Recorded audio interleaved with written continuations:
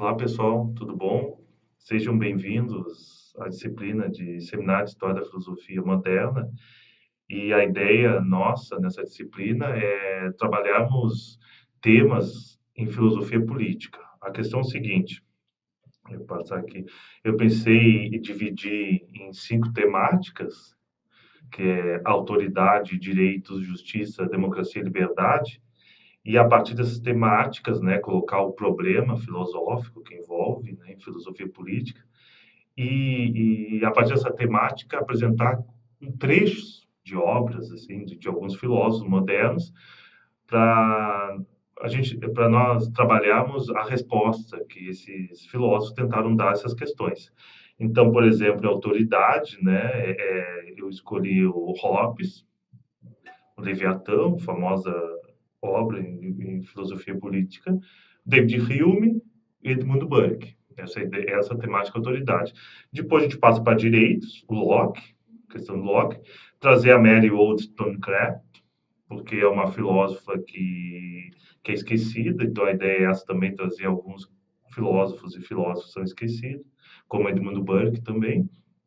A justiça, o David Hume, democracia, o Rousseau, né, o famoso contrato social, e a questão da liberdade em Benjamin Constant. Então, a ideia é essa. Então, primeiro a gente apresenta qual o problema, a ideia é pensar no problema filosófico, isso que nos importa aqui, e a partir desse problema a gente estuda os textos, né, vou disponibilizar alguns trechos de textos desse filósofo que tentaram responder essas perguntas. Então, primeiramente, hoje eu vou fazer uma introdução do problema da autoridade política, e nesse primeiro momento, depois nós estudaremos o Hobbes. Então, vocês imaginem, né, eu coloquei para a situação, a partir de um livro do filósofo Michael Hilmer, ele trata sobre autoridade política, está lá na bibliografia secundária, ele coloca algumas situações hipotéticas. Então, pensem em algumas situações, vamos pensar em algumas situações hipotéticas. Situação 1, você mora em uma pequena aldeia com problemas de crime. Vândalos vagam pela vila, roubando e destruindo a propriedade das pessoas. Ninguém parece estar fazendo nada sobre isso. Então, um dia você e sua família decidem acabar com esse problema. Você pega suas armas e vai à procura de vândalos. Periodicamente, você pega um, leva-o para sua casa sob a mira de uma arma e tranca-o no porão. Você fornece comida aos prisioneiros para que eles não passem fome, mas planeja mantê-los trancados no porão por alguns anos, para lhes ensinar uma lição. Essa é uma situação 1. Vou apresentar 3. A segunda. Imagina que eu moro em uma aldeia que tem algumas pessoas pobres. Elas não estão sendo adequadamente cuidadas. Suponha que eu vá ao redor da aldeia pedindo contribuições para uma instituição de caridade, que eu mantenho para ajudá-los. Se alguém se recusa a contribuir, eu o sequestro com uma arma e o tranco em uma prisão por um longo período. A terceira situação, imagine que eu declaro a todos na minha aldeia que ninguém pode consumir certas substâncias que determinei serem insalubres. Então eu passo por aí sequestrando pessoas que consomem essa substância, prendo-as em gaiolas ou jaulas, seja o que for, por anos. Bem, a questão aqui que se coloca é o seguinte: a situação 1, suas ações são análogas ao Serviço de Segurança e Justiça feito pelo Estado. Então, a questão o Estado, ele tem, para esse serviço, tem um monopólio de serviços de segurança e justiça. Então, ele realiza essas ações como na situação 1, igual à ação desse indivíduo. 2, situação 2. Suas ações, na situação 2, são análogas a serviços de redistribuição de renda, Seguridade Social, Imposto de Renda Negativo, que é feito Bolsa Família, e ao Estado de Bem-Estar Social. A ideia é essa de redistribuir renda, isto é, retirar de um indivíduo que tem uma melhor condição financeira e distribuir para outros que estão em situação mais vulnerável. A situação 3, as ações desse indivíduo são análogas às restrições legais de uso de certas drogas, como cocaína, maconha, LSD, etc. E remédios também, né? Seja anabolizantes, anfetamina, também podia citar a subtramina, que é para emagrecimento, algumas são proibidas, né, como a cocaína, tem a proibição de comércio e de transporte em determinada quantidade. E os anabolizantes, anfetaminas, etc., são de uso restrito, né? Tu tem que ter uma receita médica, tu não pode simplesmente comprar na farmácia sem essa receita. Bem, a questão é isso. Já que há esse, o problema é o seguinte: há essas ações, se a gente pensar nessas ações realizadas por indivíduos, né, e a gente pensar nessas mesmas ações realizadas pelo Estado, pelos agentes governamentais, parece que a gente faz uma distinção, né, de avaliação moral. Essa é a questão aqui, ó. Ponto A. Há certa distinção entre ações realizadas por agentes individuais ou privados e agentes governamentais. Então, no primeiro momento, a gente vê um indivíduo prendendo um bandido em casa, né, e deixando numa prisão, em caso mesmo que alimente, assim, a gente vai achar errado, né? Talvez algumas pessoas digam, não, não, mas no caso do estuprador, não sei o quê, mas envolve outras questões, mas a grosso modo eu acho que de modo geral as pessoas razoáveis pensam, tem avaliação moral distinta entre ações realizadas por indivíduos privados e agentes governamentais. Bem, então a questão é a seguinte: parece então que existe um status moral especial para ações realizadas por agentes governamentais. Então, tu imagina que os agentes governamentais fazem mesmas ações que, se fossem indivíduos privados, indivíduos feito eu, tu, vocês, qualquer um, seria errado. Então, existe o status especial. Por quê? A questão é isso, a questão é que os governos possuem uma coisa que a gente chama de autoridade política. Já que o governo possui essa autoridade política, digamos que ele tem o salvo-conduto para realizar algumas ações. Por exemplo, vocês imaginem se um dia que eu vá no polo de vocês ali, qualquer um polo, vamos dizer Agudo, por exemplo, que eu já fui lá outro dia, eu pego e ameaço alguém com uma arma, dizendo que eu tenho uma instituição de caridade e ameaço alguém com uma arma e faço essa pessoa entregar um dinheiro para me ajudar os pobres, né? Eu acho que o pessoal ali em Agudo, ou seja, onde for, o outro pode não é achar isso muito correto, né, da minha parte. Mas o ponto é aqui que em última análise, os governos fazem isso, né? Eles não perguntam se tu tem que pagar imposto, uma maior taxação, e que usam depois nos programas de distribuição de renda. Eles fazem. Há uma presunção de status moral especial. E não estou entrando aqui no mérito se isso é certo ou errado. A gente só está botando o problema em si. A questão é o seguinte: o governo, o governo possui o que a gente chama de autoridade política. E essa autoridade política possui dois aspectos. Há uma legitimidade política, que a gente chama, que é o direito por parte de um governo de fazer certos tipos de leis e aplicá-las por coerção contra os membros de sua sociedade. Em suma, o direito de governar. Ou seja, o direito de emitir comandos, leis, códigos, diretrizes, etc., né? A gente sabe que o Estado tem autoridade política. O Estado, quando a gente pensa em autoridade política, a gente pensa nesse aparato político chamado Estado, ele tem essa legitimidade, chamada legitimidade política, então ele pode emitir esses comandos, que outros indivíduos não poderiam, a princípio, né?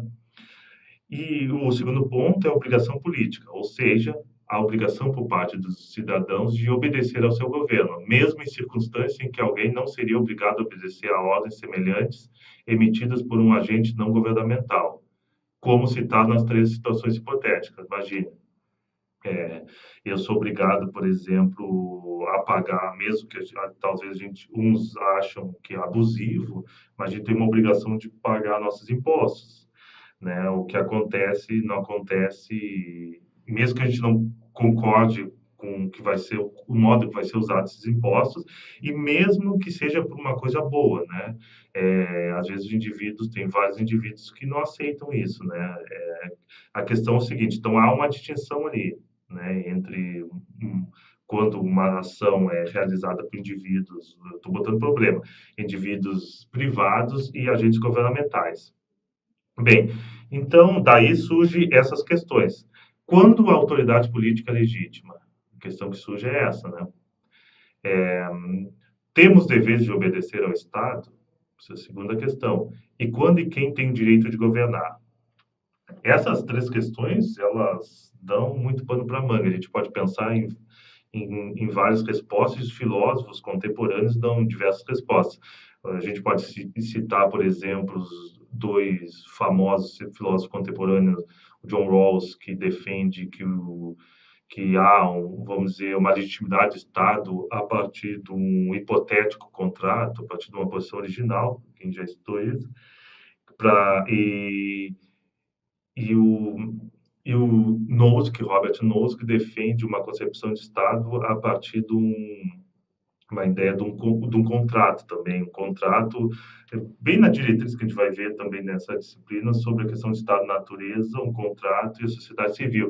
Só que a distinção entre esses dois filósofos, por exemplo, os contemporâneos, o Rawls defende que o Estado legítimo, ele pode legitimamente tributar as pessoas, taxá-las e apresentar, estruturar vamos dizer, uma estrutura básica da sociedade, né? Que a gente pode pensar como um acesso à saúde, à educação, a, alguma imposto de renda negativo para as pessoas mais necessitadas.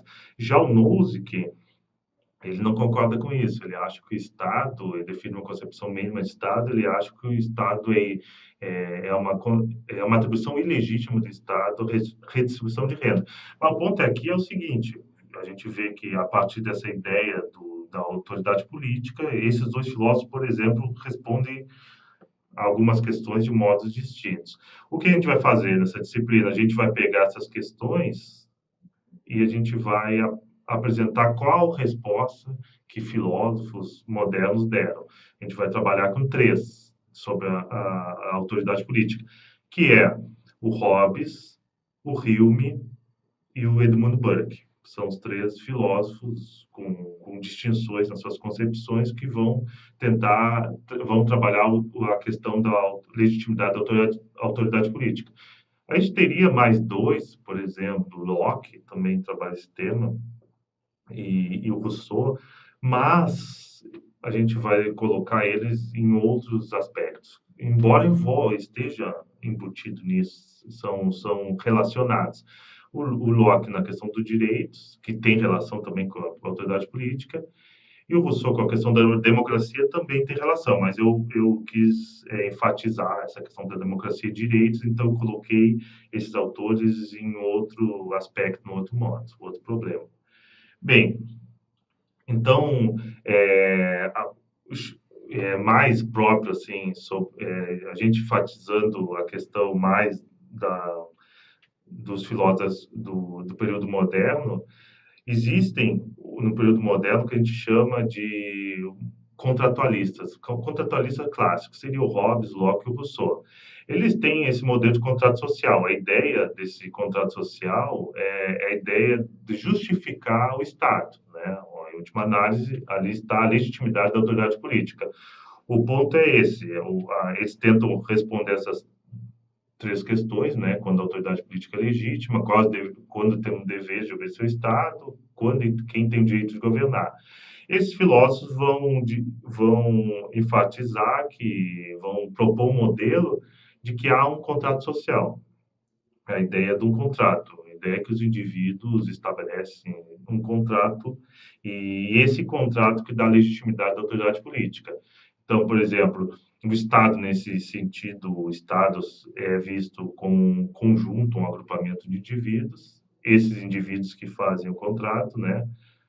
O Estado, então, está justificado, pois há um contrato, os indivíduos concordaram com esse contrato, a questão do consentimento, que é importante, os indivíduos fizeram um pacto, a ideia de um pacto, e a autoridade legítima do governo deve derivar do consentimento dos governados. O ponto é o seguinte, claro, há distinção entre esses três, né, vamos dizer, modelos filosóficos, né, do Hobbes, Locke, Rousseau, os contratualistas clássicos. Mas, de modo geral, eles têm algumas diretrizes básicas. Por exemplo, a questão é essa do que os indivíduos, o agrupamento de indivíduos se uniram e, a partir de um contrato no pacto social, legitimam a existência do Estado, e que essa organização da legitimidade da autoridade política, do Estado, se dá em três pontos, vamos dizer, três estágios. O estágio 1, um estado de natureza; estágio 2, o momento do pacto; e o estado 3, o estado civil, o estado em si. A questão que eu quero apontar aqui já, depois a gente vai ver mais adiante, vamos ver o modelo do Hobbes, especificamente, a questão que esses filósofos apresentam, o que a gente chama de estado de natureza, seria um estado anterior ao pacto, anterior à legitimidade do Estado, né, da autoridade política. E eles propõem, quando a gente pensa em estado de natureza, a gente pensa, de modo geral, como um experimento mental. Às vezes as pessoas parecem pensar, existe um estado de natureza. Não, claro, eles têm elementos, eles têm alguma concepção de natureza humana, concepção de indivíduo, uma concepção de que é a sociedade, mas essa ideia de estado de natureza, a grosso modo, ela é um experimento mental. Os filósofos partem dessa ideia, né, do experimento mental, e a partir disso usam como base, né, para justificar o contrato. Então, o primeiro passo é esse estado de natureza, experimento mental. O segundo é o momento do pacto, que eles estabelecem como se dá o pacto, os motivos. E em terceiro momento, o estado civil, já o contrato. A questão aqui que eu quero enfatizar é um problema filosófico que está na questão do contrato, o modelo do contrato social, tanto dos antigos como dos contemporâneos, é a questão do consentimento. Só essa questão já daria o outro desdobramento. Mas é interessante que até nós, vamos dizer, no dia a dia, ou numa política, uma questão, vamos dizer, de moralidade, de senso comum, coisa do tipo, nós aceitamos o consentimento como um valor importante, né? Por exemplo, questão sexual, a gente não aceita assédio ou estupro, coisa do tipo, né? Porque não tem o elemento do consentimento. A gente quer que os contratos que a gente firme sejam mediante consentimento. Por exemplo, quando eu vou lá e vou numa empresa de TV a cabo, eu quero contratar aquilo, eu quero consentimento, não quero que eles coloquem algum canal, algum pagamento extra que eu não consenti. Seja no círculo de amizades, seja em vários os âmbitos, a gente pensa no consentimento, é um valor importante o consentimento nas nossas relações sociais. Isso é interessante, é um ponto interessante que esses filósofos trazem, né? A questão do consentimento, dos indivíduos terem consentido esse pacto. Concordo com isso. Uma das críticas a esse modelo contratualista é que nos indivíduos, de fato, não há esse consentimento. Né? Os indivíduos, em última análise, não se reuniram. A gente pode pensar, por exemplo, até trazendo aqui para o Brasil contemporâneo, a gente tem um pacto, nosso pacto social, que é a Constituição de 88. A gente, obviamente, não foram todos os indivíduos que fizeram consentimento lá, se reuniram, né? Não, ok, concordo com esse documento e vamos. E a partir disso nós temos isso, a partir do consentimento, o contrato. Obviamente, a gente então tem outros modos de ver isso, a partir de representatividade política, essas coisas que a gente vai ver na parte de democracia. Mas eu quero deixar bem, a gente tem que ficar um elemento bem importante em mente, assim, a questão é essa: a autoridade política visa a ideia da legitimidade da autoridade política, é a justificação do Estado, da autoridade política. Eu falo Estado porque hoje é o aparato político contemporâneo que se apresenta como uma autoridade política. A ideia é isso. Então, quando a autoridade é legítima, se temos deveres de obedecer ao Estado e quando e quem tem o direito de governar. E, a partir disso, a ideia de consentimento. Nós, então, isso seria uma introdução geral. Nós iremos ver o primeiro filósofo dessa esse nosso curso aqui, nossa disciplina, será então o Hobbes, a questão do Leviatã. Nós iremos pegar um texto, eu vou disponibilizar, que ele trata da questão do contrato social. Por que os indivíduos procuram o contrato e quais parâmetros desse contrato?